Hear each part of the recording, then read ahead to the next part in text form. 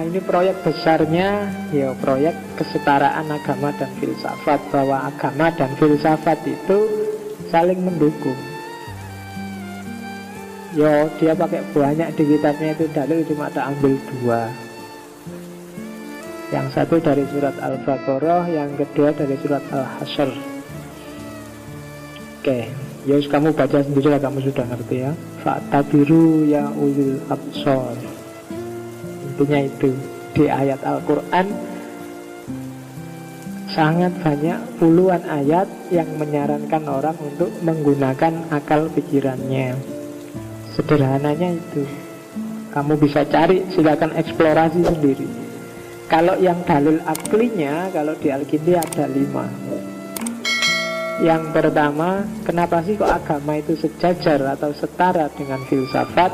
Yang pertama adalah karena ilmu agama kalau sudah jadi ilmu, maka dia pasti jadi bagian dari filsafat.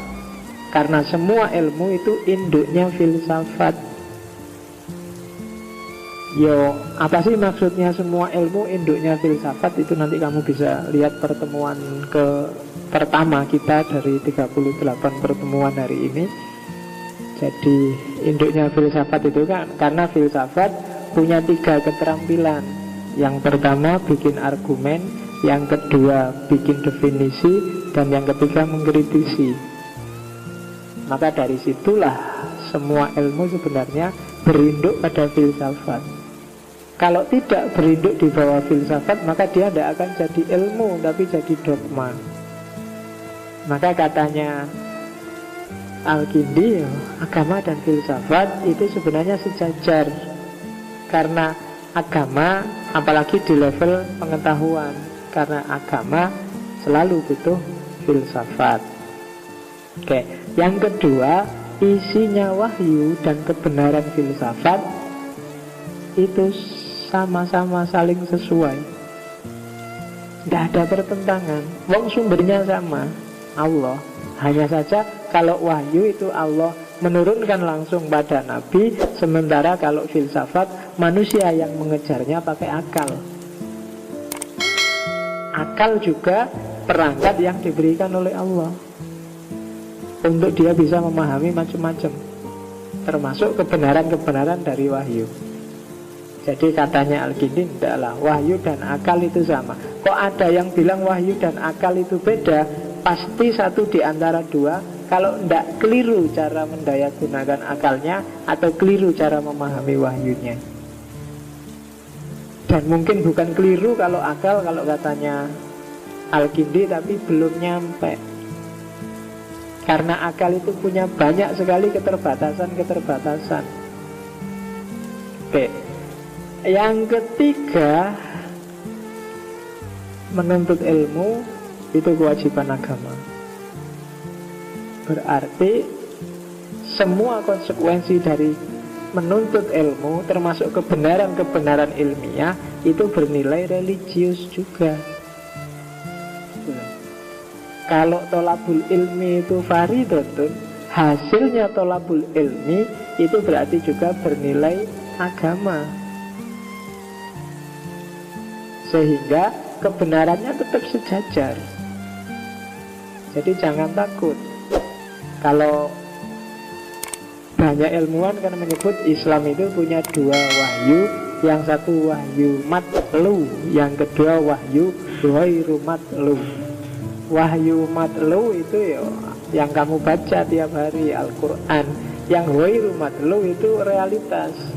Dan realitas itu membacanya kan pakai akal. Ketika Nabi Muhammad dapat wahyu pertama Iqra, itu kan bukan disuruh baca terus malaikat Jibril bawa Quran yang diterbitkan oleh Toha Putra Semarang, kan enggak. Kan Jibril datang tiba-tiba Iqra, Nabi ya bingung, apa yang tak baca? Di samping itu aku tidak bisa maca. Memangnya malaikat Jibril nggak tahu kalau Nabi nggak bisa baca? Kan ngerti, tapi tetap disuruh baca. Kenapa? Karena Nabi itu fatona, cerdas. Bukan baca kata, tapi baca realitas. Baca wahyu yang ghairu matlu, wahyu yang tidak ada tulisannya, nggak bisa dibaca secara verbal. Jadi bacalah realitas, bacalah kenyataan sehari-hari. Itu sebenarnya perintah pertama yang diterima oleh Nabi. Jadi baca. Oke, yang keempat, teologi adalah bagian dari filsafat. Orang beragama itu beriman dulu, terus ngerti. Untuk bisa ngerti, orang butuh mikir.